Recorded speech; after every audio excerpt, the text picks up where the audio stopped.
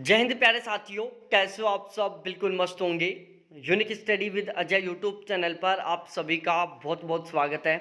Settlement geography की जो हमारी सीरीज चल रही थी, आज की लास्ट क्लास है सेटलमेंट ज्योग्राफी की। उसके बाद सेटलमेंट ज्योग्राफी के जो मॉडल्स हैं वो हम एक साथ पढ़ेंगे। जितने भी मॉडल हैं उन सभी को हम एक साथ पढ़ेंगे एग्जाम से जस्ट 10 दिन पहले या 15 दिन पहले, जिससे कि वो सारी सारी चीज़ें हमें याद रह जाए, क्योंकि वहाँ से क्वेश्चन बनेगा। अब यहाँ पर हम बात करते हैं कुछ अवधारणाएं हैं सेटलमेंट ज्योग्राफी की। और प्यारे साथियों, एक बात गांठ बांध कर अपने दिमाग में सेट कर लो कि यहाँ से 100% एक क्वेश्चन आएगा। ये जो मैं आगे क्लास कंप्लीट करवाने वाला हूं, यहां से 100% एक क्वेश्चन आएगा। मेगा सिटी की अवधारणा। मेगा सिटी वह महानगर होता है जिसकी जनसंख्या 10 मिलियन से अधिक होती है, यानी 1 करोड़ से अधिक होती है। 1 मिलियन में प्यारे साथियों 10 लाख होता है। जो एक किसी भी वीडियो में जो 1 मिलियन व्यूज होता है ना, वो हमें 10 लाख व्यूज के बारे में बताता है। 1 मिलियन रुपए 10 लाख रुपए के बारे में बताता है। तो जिस नगर की, भाई नगर तो कह ही नहीं सकते ना, जहां की जनसंख्या 1 करोड़ से ज्यादा, उसको हम नगर तो कह ही नहीं सकते। फिर तो उस नगर की हमने बेइज्जती कर दी। भाई जिस महानगर की जनसंख्या 1 करोड़ से अधिक होती है उसे हम मेगा सिटी कहते हैं। तो पूरी दुनिया की बात की जाए तो पूरी दुनिया में फिलहाल में केवल 43 मेगा सिटी हैं। पूरी दुनिया में फिलहाल में 43 मेगा सिटी हैं। एशिया में अकेले में 31 मेगा सिटी हैं। साउथ अमेरिका में 5 मेगा सिटी हैं। नॉर्थ अमेरिका में 3 मेगा सिटी हैं। अफ्रीका में 3 हैं और यूरोप में 4 हैं। प्यारे साथियों, एशिया में अकेले में 31 मेगा सिटी, साउथ अमेरिका में 5 है, नॉर्थ अमेरिका में 3 है, अफ्रीका में 3 है और यूरोप में 4 मेगा सिटी हैं। एशिया में सबसे ज्यादा मेगा सिटी 31 है, जिसमें सबसे ज्यादा मेगा सिटी वाला देश है प्यारे साथियों चाइना। चाइना पूरी दुनिया का सबसे ज्यादा मेगा सिटी वाला देश है। चाइना में अकेले में 15 मेगा सिटी हैं। भारत में कुल 4 मेगा सिटी हैं, दिल्ली, मुंबई, कोलकाता और चेन्नई। ठीक है। सर्वाधिक जनसंख्या वाली मेगा सिटी है टोक्यो, संघाई और जकार्ता। टोक्यो, संघाई, जकार्ता। टोक्यो दुनिया का सबसे ज्यादा जनसंख्या वाला शहर है। दूसरा नंबर का सबसे ज्यादा जनसंख्या वाला शहर संघाई है और तीसरा सबसे ज्यादा जनसंख्या वाला शहर जकार्ता है। दुनिया की 3 सबसे बड़ी मेगा सिटी कौन कौन सी हो गई? टोक्यो, संघाई और जकार्ता हो गई। मेगा सिटी शब्द का सबसे पहले प्रयोग 1904 में टेक्सास विश्वविद्यालय के द्वारा किया गया था। मेगा सिटी शब्द का सबसे पहले प्रयोग 1904 में टेक्सास विश्वविद्यालय के द्वारा किया गया था। मेगा सिटी की विशेषताओं के बारे में बात कर लेते हैं। यहाँ से क्वेश्चन बनने का थोड़ा सा कम चांस है विशेषताओं से। मेगा सिटी में रोजगार के उन्नत अवसर, शिक्षा के बेहतर व गुणवत्तापूर्ण साधन उपलब्ध हैं। भाई किसी शहर की जनसंख्या 1 करोड़ से ज़्यादा है तो वहाँ पर लोग, ऐसे तो है नहीं कि वो 1 करोड़ जनसंख्या वहीं की खुद की है, उस शहर की है। 1 करोड़ जनसंख्या कब हुई है? जब बाहर के लोग वहाँ पर जाकर रहना शुरू किए हैं। भाई आप कौन से देश में या कौन से शहर में जाना पसंद करोगे जहाँ पर आपको सारी सुविधाएं मिलेंगी? तो जाहिर सी बात है, मेगा सिटी में 1 करोड़ से अधिक जनसंख्या है, यहाँ पर ऑलमोस्ट सभी के सभी सुविधाएं मिल जाती हैं। सभी की सभी जो सुविधाएं होती है वो मनुष्य के अनुकूल होते हैं। मानव के विकास, पर्यावरणीय संरक्षण, नवीन प्रौद्योगिकी, नवाचार आदि के संबंध में शोध व विकास का भी उचित प्रबंधन होता है। उसके बाद हम बात करते हैं वैश्विक शहर के बारे में। यह शहर वैश्विक आर्थिक नेटवर्क का एक प्राथमिक नोड होता है। ठीक है। जो वैश्विक शहर है प्यारे साथियों, उसको हम विश्व केंद्र, अल्फा शहर या विश्व शहर भी कहते हैं। तो पहली बात, वैश्विक शहर को विश्व शहर, अल्फा शहर या विश्व केंद्र कहा जाता है। वैश्विक शहर, यह शहर वैश्विक आर्थिक नेटवर्क का एक प्राथमिक नोड होता है। वैश्विक शहर की प्यारे साथियों विशेषताएं। वैश्विक शहर की पहली विशेषता होती है कि अंतर्राष्ट्रीय वित्तीय सुविधाओं की उपलब्धता होना, जिसमें वित्त, बीमा, रियल एस्टेट, बैंकिंग, मार्केटिंग आदि का सुचारू नेटवर्क आदि की उपलब्धता होना। ठीक है प्यारे साथियों, जो वैश्विक शहर होता है उसमें वित्तीय सुविधा की उपलब्धता होती है। वित्त, बीमा, रियल एस्टेट, बैंकिंग, मार्केटिंग आदि का बिल्कुल सही ढंग से मार्केटिंग होता है। उसके बाद हम बात करें प्यारे साथियों, मल्टीनेशनल ऑपरेशन का मुख्यालय होता है। वैश्विक शहर में जो मल्टीनेशनल ऑपरेशन होते हैं उनके मुख्यालय होते हैं। व्यापार कार्य में बड़े स्तर का नेटवर्क होना, जिसका प्रभाव आसपास के चारों ओर स्थापित होता है।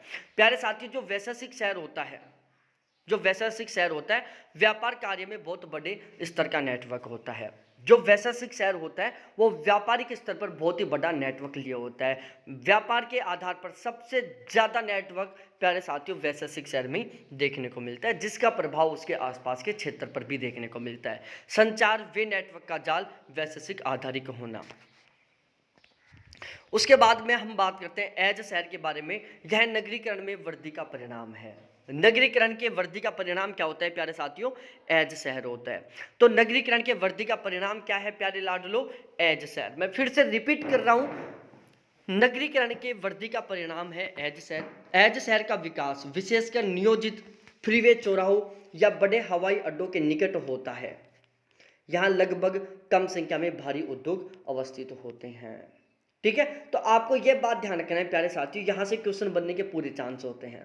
पहली बात, नगरीकरण के वृद्धि का परिणाम क्या है? तो प्यारे लाडलो जो एज शहर है वो नगरीकरण में वृद्धि का परिणाम है। या नगरीकरण के वृद्धि का परिणाम क्या है? एज शहर है। एज शहर का विकास विशेषकर नियोजित फ्रीवे चौराहे या बड़े हवाई अड्डों के निकट होता है। जो बड़े हवाई अड्डे होते हैं या फिर जो बहुत बड़े चौराहे होते हैं उनके आसपास प्यारे साथियों जो शहर विकसित होता है उसे हम एज शहर कहते हैं। यहाँ पर भारी उद्योग वाले धंधे बहुत ही कम होते हैं, भारी उद्योगों की उपस्थिति बहुत ही कम होती है यहाँ पर। तो एज शहर प्यारे साथियों नगरीकरण में वृद्धि का परिणाम होता है। एज शहर का विकास विशेषकर हमें नियोजित फ्रीवे चौराहे या बड़े हवाई अड्डों के आसपास देखने को मिलता है। एज शहर में भारी उद्योगों का अभाव रहता है। डब्ल्यू हिटलसी के अनुसार अमलैंड नगर के चारों ओर सटा हुआ अर्थात 30 से 40 मील तक विस्तृत फैला सहायक क्षेत्र होता है। हिटलसी बौद्ध ने प्यारे साथियों अमलैंड के बारे में बताया। जो अमलैंड नगर होता है उसके बारे में हिटलसी ने बताया कि जो अमलैंड होता है ना भाई, हिटलसी बौद्ध ने अमलैंड के बारे में बताया कि अमलैंड नगर के चारों ओर सटा हुआ क्षेत्र होता है या नगर के चारों ओर 30 से 40 मील तक फैला हुआ सहायक क्षेत्र होता है। ठीक है, तो डी हिटलसी मोदे ने अमलैंड के बारे में बताया कि अमलैंड नगर के चारों ओर सटा हुआ क्षेत्र होता है। अमलैंड नगर के चारों ओर 30 से 40 मील तक फैला हुआ एक सहायक क्षेत्र होता है। इसके बाद हम बात करते हैं ग्रामीण नगरीय उपांत के बारे में कि ग्रामीण नगरीय उपांत क्या होता है। सबसे पहली बात प्यारे साथियों, ग्रामीण नगरीय उपांत शब्द का प्रयोग स्मिथ के द्वारा किया गया था। टी.एल. स्मिथ के द्वारा ग्रामीण नगरीय उपांत शब्द का प्रयोग किया गया था। अब यहाँ पर सन भी याद कर लो, 1937 में किया गया था। तो प्यारे साथियों ग्रामीण नगरीय उपांत शब्द का सबसे पहले प्रयोग टी.एल. स्मिथ के द्वारा 1937 में किया गया था। ग्रामीण नगरीय उपांत को हम ग्रामीण नगरीय सातत्य या अर्बन रूरल कंटिन्यूम भी बोलते हैं। ग्रामीण नगरीय उपांत को नगरीय ग्रामीण सातत्य या अर्बन रूरल कंटिन्यूम भी बोला जाता है। ग्रामीण नगरीय उपांत शब्द का सबसे पहले प्रयोग टी.एल. स्मिथ के द्वारा 1937 में किया गया था। ग्रामीण नगरीय उपांत वह क्षेत्र होता है जहां ग्रामीण व नगरीय दोनों विशेषताएं देखने को मिलती हैं। भाई ग्रामीण नगरीय उपांत, ग्रामीण नगरीय उपांत, ग्रामीण नगरीय मतलब एक ऐसा क्षेत्र जहां पर आपको ग्रामीण और नगरीय दोनों तरीके की विशेषताएं देखने को मिलती है, उसे हम ग्रामीण नगरीय उपांत कहते हैं। उपांत भाग की जनसंख्या का लगभग 50% जनसंख्या प्राथमिक कार्यों में व 50% जनसंख्या द्वितीयक व तृतीयक कार्यों में संलग्न होती है। जो नगरीय ग्रामीण उपांत होता है जहां पर आपको ग्रामीण और नगरीय दोनों जनसंख्याएं देखने को मिलती है। प्यारे साथियों ग्रामीण नगरीय उपांत में 50% जनसंख्या ऐसी होती है जो प्राथमिक क्रियाकलाप करती है, जो ग्रामीण होती है, और 50% जनसंख्या ऐसी होती है जो द्वितीयक और तृतीयक क्रियाकलाप करती है, जो नगरीय होती है। R.E. पहल ने ग्रामीण नगरीय उपांत की 4 प्रमुख विशेषताएं बताई थी। चयनित स्थानांतरण, विलगाव, अभिगमन और मिश्रित भू उपयोग। ये आप ऐसे के ऐसे रट लेना प्यारे साथियों कि R.E. पहल ने ग्रामीण नगरीय उपांत की 4 प्रमुख विशेषता बताई थी, जिसमें पहला होता है चयनित स्थानांतरण, दूसरी है विलगाव, तीसरा है अभिगमन और चौथा है मिश्रित भूभाग। उसके बाद हम बात करते हैं उपनगर या नगरोपांत के बारे में कि उपनगर या नगरोपांत क्या होता है। ग्रामीण नगरीय उपांत की संक्रमण क्षेत्र में स्थित कुछ छोटी नगरीय या अर्धनगरीय बस्तियां जो घनिष्ठ रूप से संबंधित होती हैं। अब प्यारे साथियों उपनगर क्या होता है, नगरोपांत क्या होता है कि ग्रामीण नगरीय उपांत का जो संक्रमण क्षेत्र है, ग्रामीण नगरीय उपांत का जो संक्रमण क्षेत्र है, उस संक्रमित क्षेत्र में कुछ छोटी छोटी नगरीय बस्तियां या कुछ छोटी छोटी अर्धनगरीय बस्तियां जिनका उस नगर से बहुत घनिष्ठ संबंध होता है, तो उन्हें हम क्या कहते हैं? उपनगर या नगरोपांत कहते हैं। तो प्यारे साथियों, उपनगर या नगरोपांत हम उन नगरों को कहते हैं जो ग्रामीण नगरीय उपांत के संक्रमण क्षेत्र में स्थित होते हैं। छोटे नगर होते हैं ये, लेकिन इन नगरों का बड़े नगरों के साथ बहुत ही घनिष्ठ संबंध होता है। तो ओवरऑल हम ये भी कह सकते हैं कि ग्रामीण नगरीय उपांत सॉरी ओवरऑल हम ये भी कह सकते हैं प्यारे साथियों कि उपनगर हम उन नगरों को कहेंगे जो नगर ग्रामीण नगरीय उपांत के संक्रमण क्षेत्र में स्थित होते हैं, जो नगर बहुत ही छोटे होते हैं या अर्धनगर होते हैं, और जिन नगरों का संबंध बड़े नगरों के साथ होता है। नगर के निकट अवस्थित वे बस्तियां जो मुख्य नगर से घनिष्ठ संबंध रखती हैं तथा उनमें आवासीय उपयोग की प्रमुखता रहती है। तो प्यारे साथियों, उपनगर हम उन नगरों को कहते हैं जो बड़े नगरों के बिल्कुल निकट अवस्थित होते हैं, जिनमें आपको बड़े नगरों की बहुत सारी विशेषताएं देखने को मिलती हैं। उपनगरों का तीव्र विकास बड़े नगरीकरण की प्रमुख विशेषता है। आज उपनगरों का बहुत तेज गति से जो विकास हो रहा है, उसका सबसे बड़ा कारण है बढ़ता हुआ नगरीकरण। भाई, दिन प्रतिदिन नगरीकरण बढ़ता जा रहा है। लोग गांवों को छोड़कर शहरों की ओर जाते जा रहे हैं। भाई, लोग क्या कर रहे हैं? गांवों को छोड़कर शहरों की ओर जाते जा रहे हैं और वो शहरों के चारों तरफ रहना शुरू कर रहे हैं। अब ये क्या है प्यारे साथियों? ये एक बड़ा नगर है। ये नगर का नगर ग्रामीण उपरांत क्षेत्र है। ठीक है, ये क्या है प्यारे साथियों? नगर ग्रामीण उपरांत क्षेत्र है। लोग गांव से शहरों की ओर जा रहे हैं, इस क्षेत्र में अपने मकान बना बना कर रहना शुरू कर रहे हैं। सपोज डेट यहाँ पर लोग रहना अच्छे से शुरू कर दिए और यहाँ पर एक छोटा नगर बन गया। ये नगर इस बड़े नगर के साथ संबंधित है, दोनों में सेम विशेषताएं देखने को मिल रही है, तो इसको हम क्या कहेंगे? उपनगर कहेंगे। ये तो है उपनगर, जो नगर के बाहर बसा हुआ एक नगर है जिसका मुख्य नगर के साथ बहुत घनिष्ठ संबंध होता है। बोरीवली है, अंधेरी है, मुंबई है, ये प्रमुख उपनगर के उदाहरण है। तो उपनगरों का तीव्र विकास का सबसे बड़ा कारण क्या है? तीव्र नगरीकरण है। उसके बाद हम बात करते हैं मुद्रित नगर के बारे में। यह नगर नियोजन प्रणाली का एक भाग है। सबसे महत्वपूर्ण बात है प्यारे साथियों कि नगर नियोजन प्रणाली का एक भाग है, वो क्या है? मुद्रित नगर है। इस तरह के नगरों की व्यवस्था अधिक आबादी वाले महानगरों में की जाती है, जिसका मुख्य उद्देश्य लोगों को परिवहन, आर्थिक आदि सुविधाओं को बिना अवरोध के उपलब्ध करवाना है। प्यारे साथियों, जो मुद्रित नगर है ना, ये नियोजन का परिणाम है। किसका? नगर नियोजन प्रणाली का परिणाम है। तो मैं एक बार रिपीट कर रहा हूं, ध्यान से सुनना। मुद्रित नगर नगर नियोजन प्रणाली का एक भाग है। जो मुद्रित नगर है वो नगर नियोजन प्रणाली का एक भाग है। मुद्रित नगर क्यों स्थापित किए जाते हैं? तो प्यारे साथियों, ध्यान रखना, मुद्रित नगर बनाने का या मुद्रित नगर स्थापित करने का सबसे बड़ा रीजन है कि जब नगरों की जनसंख्या बहुत ज्यादा बढ़ जाती है तो वहां पर परिवहन और आर्थिक सुविधाओं का अभाव हो जाता है।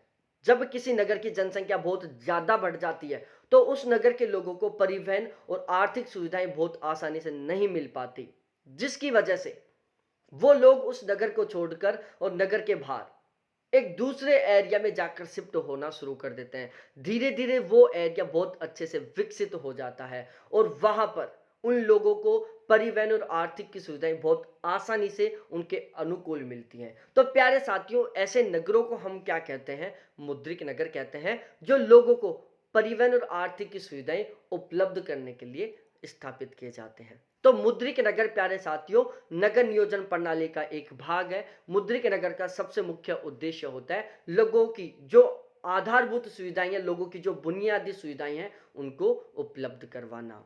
भारत का दिल्ली है जो मुद्रित नगर का उदाहरण है। इस नगर के तहत लोगों तक सुविधाओं को पहुंचाना आसान होता है। उसके बाद हम बात करते हैं उपग्रही नगर या अनुशंसी नगर के बारे में। अनुसंगी नगर या उपग्रही नगर के बारे में किसी वृहत नगर के संक्रमण क्षेत्र में स्थित उद्योग प्रधान लघु नगरीय इकाई अनुसंगी या उपग्रही नगर कहलाता है। प्यारे साथियों, उपग्रही नगर या अनुसंगी नगर हम कौन से नगर को कहेंगे? मुख्य नगर के संक्रमण क्षेत्र में, मुख्य नगर के या वृहद नगर के संक्रमण क्षेत्र में स्थित एक ऐसा नगर जो औद्योगिक दृष्टि से बहुत ही ज्यादा फेमस है, जहां पर बहुत सारे उद्योग हैं। ठीक है, जो केवल और केवल उद्योगों के लिए प्रसिद्ध है। तो मुख्य नगर के या वृतनगर के संक्रमण क्षेत्र में स्थित एक ऐसा नगर जो औद्योगिक दृष्टि से समृद्ध है, जहां पर बहुत सारे इंडस्ट्री है, जहां पर बहुत सारे उद्योग हैं, उस नगर को हम क्या कहेंगे प्यारे साथियों? अनुषंगी नगर कहेंगे या उपग्रही नगर कहेंगे। यह अपने विभिन्न प्रकार के कार्यों के लिए तथा सेवाओं के लिए केंद्रीय नगर पर निर्भर करता है। उद्योग प्रधान होने के कारण इस नगर को औद्योगिक नगर या विनियोजक उपनगर भी कहते हैं। अनुषंगी नगर लघु औद्योगिक नगर होता है जो केंद्रीय नगर में संचालित उद्योगों से संयुक्त होता है। तो यह बात भी आपको बहुत अच्छे से समझ में आ गई होगी।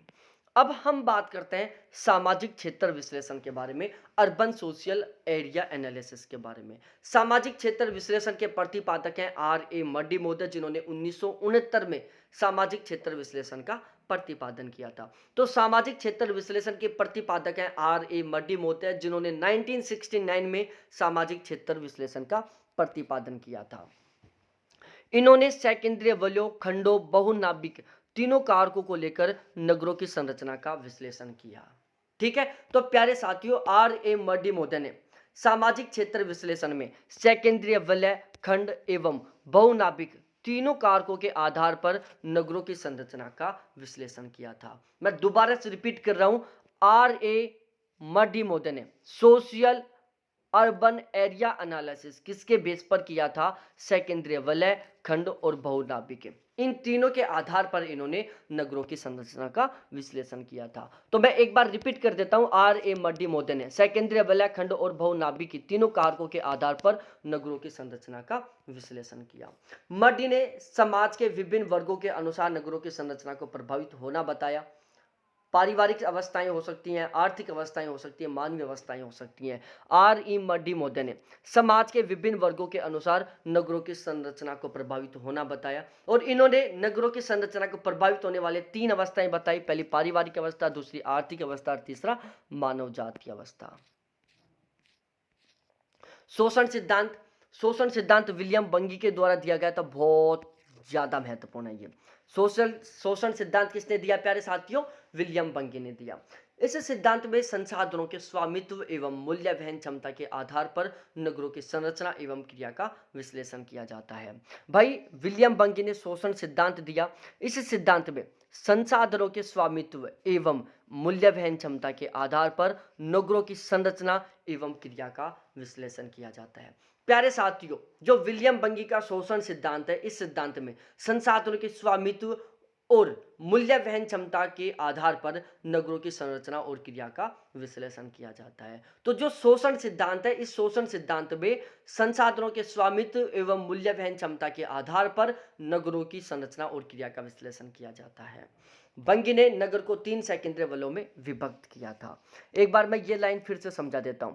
विलियम बंगी ने अपने शोषण सिद्धांत में नगरों की संरचना एवं क्रिया का विश्लेषण निम्न आधारों पर किया था, जिसमें पहला आधार है संसाधनों का स्वामित्व, दूसरा आधार है प्यारे साथियों मूल्य वहन क्षमता। संसाधनों का स्वामित्व और मूल्य वहन क्षमता, ये 2 ऐसे आधार है जिनके आधार पर विलियम बंगी ने अपने शोषण सिद्धांत में नगरों की संरचना और क्रिया का विश्लेषण किया था। विलियम बंगी ने नगर को 3 सेकेंद्रीय वलयों में विभक्त किया। पहला मृत्यु का नगर प्यारे साथियों, दूसरा आवश्यकता का नगर और तीसरा बहुलता का नगर। बहुत ज्यादा महत्वपूर्ण है ये। सबसे पहले हम बात करते हैं मृत्यु का नगर। मृत्यु के नगर में प्यारे साथियों निम्न वर्ग के लोग निवास करते हैं। नगरीय सेवाएं एवं सुख सुविधाओं का या सुख संसाधनों का यहाँ पर बिल्कुल अभाव पाया जाता है। नगर के दूसरे क्षेत्रों में रहने वाले लोगों द्वारा इस वलय का शोषण किया जाता है।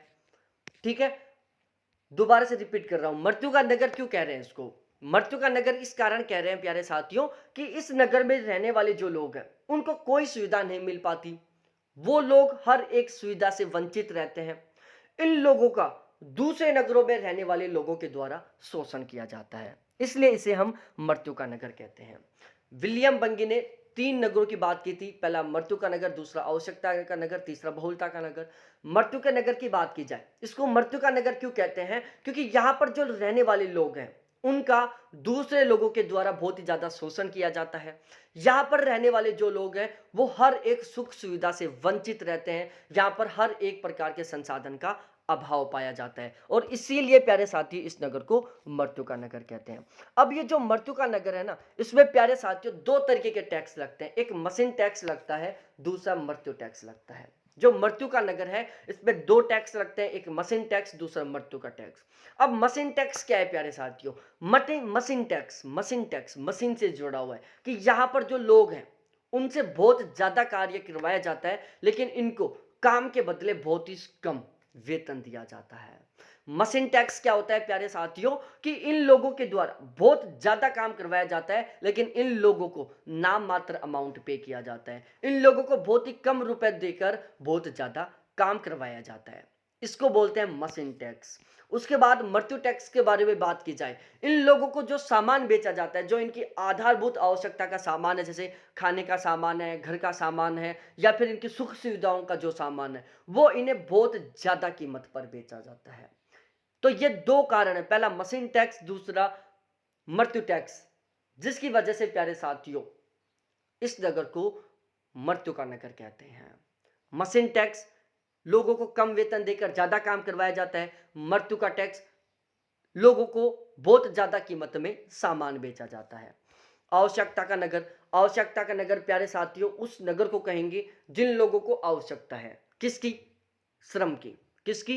रोजगार की। तो प्यारे साथियों रोजगार की आवश्यकता किनको होती है? श्रमिक वर्ग के लोगों को रहती है। तो आवश्यकता के नगर में प्यारे साथियों वो लोग रहते हैं जिनको श्रम की या जिनको रोजगार की आवश्यकता होती है, जिनको हम श्रमिक कह सकते हैं। तो आवश्यकता के नगर में प्यारे साथियों श्रमिक वर्ग के लोग रहते हैं, यह मध्य में स्थित वलय होता है। और बात की जाए बहुलता का नगर, बहुलता का नगर यह सबसे भारी वलय होता है जहां पर उच्च वर्ग, उद्योगपति, व्यावसायिक विलासिता और बहुत ही अच्छा खासा जीवन यापन करने वाले लोग निवास करते हैं। तो प्यारे साथियों सबसे सेंटर में कौन होता है? मृत्यु का नगर, उसके चारों तरफ आवश्यकता का नगर और उसके चारों तरफ बहुलता का नगर। मृत्यु का जो नगर है उसमें सबसे गरीब लोग रहते हैं, आवश्यकता के नगर में श्रमिक लोग रहते हैं और बहुलता के नगर में बहुत ज्यादा रुपए वाले लोग रहते हैं। नगरीय गरीबी अभिव्यक्ति, नगरीय गरीबी अभिव्यक्ति से आशय नगरों की गरीबी से है। इसे नगरीय समस्याओं के रूप में भी अभिव्यक्त किया जाता है। नगरों में लोग रोजगार, शिक्षा, चिकित्सा तथा बेहतर सुविधाओं से प्रेरित होकर आते हैं। प्यारे साथियों यहाँ से क्वेश्चन बनने का थोड़ा सा कम चांस है, लेकिन एक बार हम इसको पढ़ लेते हैं क्योंकि यहाँ पर कुछ रटने का नहीं है, आप थोड़ा बहुत पढ़ लोगे तो समझ में आ जाएगा। नगरों में लोग रोजगार, शिक्षा, चिकित्सा तथा बेहतर सुविधाओं से प्रेरित होकर आते हैं। इसमें नगरों के संसाधनों पर, बुनियादी अवसंरचना पर, रोजगार आदि पर दबाव पड़ता है, जिससे सभी लोगों को पर्याप्त मात्रा में आर्थिक अवसर की उपलब्धता प्राप्त नहीं हो पाती। वहीं नगरीय जीवन स्तर में वस्तुओं का मूल्य ऊंचा होना, भूमि मूल्य का अधिक होना आदि बेरोजगार लोगों के लिए गरीबी की दशा को अभिव्यक्त करता है। उसके बाद हम बात करते हैं मलिन बस्तियां। मलिन बस्ती नगर का प्रदूषण युक्त घना बसा हुआ क्षेत्र होता है। प्यारे साथियों नाम से ही पता चल रहा है, मलिन बस्ती हम उस बस्ती को कहते हैं जो सबसे गंदी बस्ती होती है। ठीक है, तो ऐसी बस्ती जो सबसे ज्यादा गंदी होती है, जो सबसे ज्यादा प्रदूषित बस्ती होती है, उसे हम मलिन बस्ती कहेंगे। तो प्यारे साथियों जो मलिन बस्ती होती है वो सबसे ज्यादा गंदी बस्ती होती है। अब हम बात करें प्राइमेट सिटी के बारे में। प्यारे साथियों बहुत ज्यादा महत्वपूर्ण है ये प्राइमेट सिटी, बहुत ज्यादा महत्वपूर्ण है। आपको मैं 5 मिनट का टाइम दे रहा हूं प्यारे साथियों, एक बार जो अब तक मैंने पढ़ा है उसको आप रिवीजन कर लो 1.75 की स्पीड करके। 1.75 की स्पीड करो, जो मैंने अब तक पढ़ा है उसका बिल्कुल स्पीड से रिवीजन कर लो, फिर हम पढ़ेंगे प्राइमेट सिटी। ये बहुत ज्यादा महत्वपूर्ण टॉपिक है, ठीक है।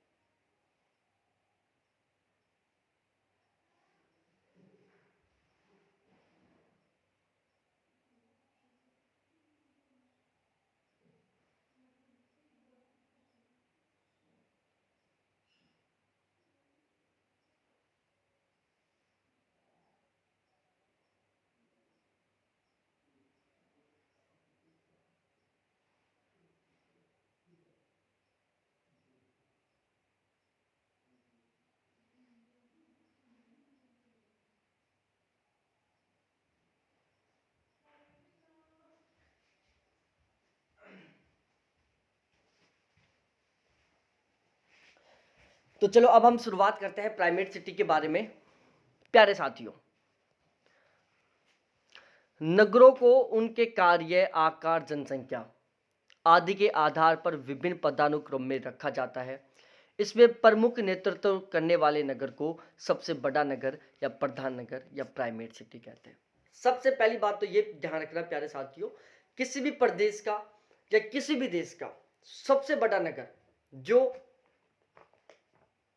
हर एक तरीके से बहुत महत्वपूर्ण है, ऐसा नगर जहां पर समस्त प्रशासनिक कार्य होता हो, ठीक है, जो सबसे बड़ा हो, जहां की जनसंख्या भी सबसे ज्यादा हो, तो उसे प्यारे साथियों प्राइमेट सिटी कहेंगे। तो प्राइमेट सिटी किसी भी प्रदेश का, किसी भी क्षेत्र का, किसी भी देश का एक ऐसा नगर होता है जो सबसे बड़ा होता है, जो ओवरऑल हर एक तरीके के काम में महत्वपूर्ण होता है, जो प्रशासनिक दृष्टि से, व्यावसायिक दृष्टि से, आर्थिक दृष्टि से और जनसंख्या से, क्षेत्रफल से, हर चीज से क्या होता है, बड़ा होता है। ठीक है, अब ओवरऑल जायज सी बात है कि हर एक चीज में एक नगर बड़ा हो नहीं सकता। जैसे बात की जाए राजस्थान की, तो राजस्थान का प्रधान नगर प्राइमेट सिटी क्या है, जयपुर है। अब जयपुर क्षेत्रफल में सबसे बड़ा नहीं है, लेकिन जयपुर में आर्थिक, व्यावसायिक, प्रशासनिक सभी काम होते हैं। यदि पूरे राजस्थान की बात की जाए तो पूरे राजस्थान में एकमात्र जयपुर ऐसा है जहां पर समस्त प्रशासनिक काम होते हैं, समस्त आर्थिक काम होते हैं, समस्त व्यावसायिक काम होते हैं, जो जनसंख्या की दृष्टि से महत्वपूर्ण रोल निभाता है और जो क्षेत्रफल में भी एक महत्वपूर्ण रोल निभाता है। भाई सबसे ज्यादा क्षेत्रफल वाला नहीं है, लेकिन एक जो सबसे ज्यादा क्षेत्रफल वाले शहर है, जो सबसे ज्यादा क्षेत्रफल वाले जिले हैं, उनमें भूमिका निभाता है।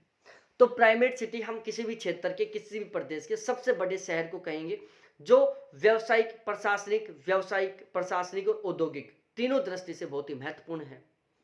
प्राइमेट सिटी शब्द का सबसे पहले प्रयोग 1939 में जेफरसन द्वारा किया गया था। सबसे पहले अध्ययनकर्ता भी मॉर्क जेफरसन थे। तो प्राइमेट सिटी प्यारे साथियों किसी भी प्रदेश का, किसी भी क्षेत्र का एक ऐसा नगर होता है जो आर्थिक, व्यावसायिक, औद्योगिक और प्रशासनिक चारों दृष्टि से बहुत ज्यादा महत्वपूर्ण होता है, जो उस क्षेत्र का सबसे मुख्य शहर होता है या उस क्षेत्र का सबसे मुख्य नगर होता है। जैसे पूरे भारत में बात की जाए तो दिल्ली महत्वपूर्ण है, राजस्थान में बात की जाए प्यारे साथियों तो जयपुर फेमस है, यदि मैं बात करूं वेस्ट बंगाल की तो कोलकाता, बिहार की बात की जाए तो पटना, ठीक है। इसी तरीके से उत्तर प्रदेश की बात की जाए तो उत्तर प्रदेश की राजधानी, मध्य प्रदेश की बात की जाए तो मध्य प्रदेश की राजधानी, पाकिस्तान की बात की जाए तो पाकिस्तान की राजधानी। क्योंकि जो राजधानी होती है ना, वो व्यावसायिक, प्रशासनिक, आर्थिक और औद्योगिक चारों दृष्टियों से बहुत महत्वपूर्ण होती हैं। और जाहिर सी बात है जो राजधानियां होती हैं उनमें सर्वाधिक जनसंख्या भी पाई जाती है। प्राइमेट सिटी शब्द का सबसे पहले प्रयोग मॉर्क जेफरसन के द्वारा 1939 में किया गया था। Law of primate city book Mark Jefferson के द्वारा लिखी गई थी। तो लॉ ऑफ प्राइमेट सिटी किससे संबंधित है, मॉर्क जेफरसन से संबंधित है। कोटि आकार नियम, कोटि आकार नियम 1913 में सबसे पहले ऑरबॉक के द्वारा दिया गया था। ठीक है, तो कोटि आकार नियम का सर्वप्रथम प्रेक्षण किसने किया था प्यारे साथियों, ऑरबॉक महोदय ने किया था 1913 में। कोटि आकार नियम को प्रस्तावित करने एवं लोकप्रिय बनाने का, कोटि आकार नियम को प्रस्तावित करने का एवं लोकप्रिय बनाने का श्रेय जी के जिफ महोदय को दिया जाता है। जी के जिफ महोदय ने 1949 में कोटि आकार नियम को प्रस्तावित किया था और इसे लोकप्रिय बनाया था। जी के जिफ महोदय के द्वारा एक किताब लिखी गई थी जिसका नाम था human behaviour and the principle of least effort. तो human behaviour and the principle of least effort किसकी किताब का नाम है, जी के जिफ महोदय की किताब का नाम है। और जी के जिफ महोदय ने अपनी किताब human behaviour and the principle of least effort में कोटि आकार नियम का प्रतिपादन किया था। कोटि आकार नियम का सिद्धांत जो अधिवासों के संख्यात्मक वितरण का विश्लेषण करता है। प्यारे साथियों, जो जी के जिफ महोदय का कोटि आकार नियम है यह अधिवासों के संख्यात्मक वितरण का विश्लेषण करता है। इसके अनुसार किसी प्रदेश में सबसे बड़े से लेकर छोटे नगरीय अधिवासों का क्रम पाया जाता है। प्यारे साथियों, जो कोटि आकार नियम है वो अधिवासों के संख्यात्मक वितरण का विश्लेषण करता है। कोटि आकार नियम के अनुसार किसी भी प्रदेश में बड़े से लेकर छोटे नगरों के अधिवासों का एक क्रम पाया जाता है। सबसे बड़े नगर होते हैं, उससे छोटे नगर होते हैं, उससे छोटे नगर होते हैं, उससे छोटे नगर होते हैं, उससे छोटे नगर होते हैं। तो ये क्या है प्यारे साथियों, नगरों का क्रम है। कोटि आकार नियम के अनुसार किसी नगर की कोटि और उसकी जनसंख्या का गुणा करने पर प्राप्त होने वाली संख्या एक स्थिरांक होती है। कोटि आकार नियम के अनुसार किसी नगर की कोटि और उसकी जनसंख्या का गुणा करने पर प्राप्त होने वाली संख्या एक स्थिरांक होती है।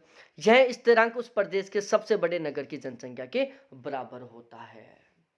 ठीक है, यहां से स्टेटमेंट टाइप का भी क्वेश्चन बन सकता है।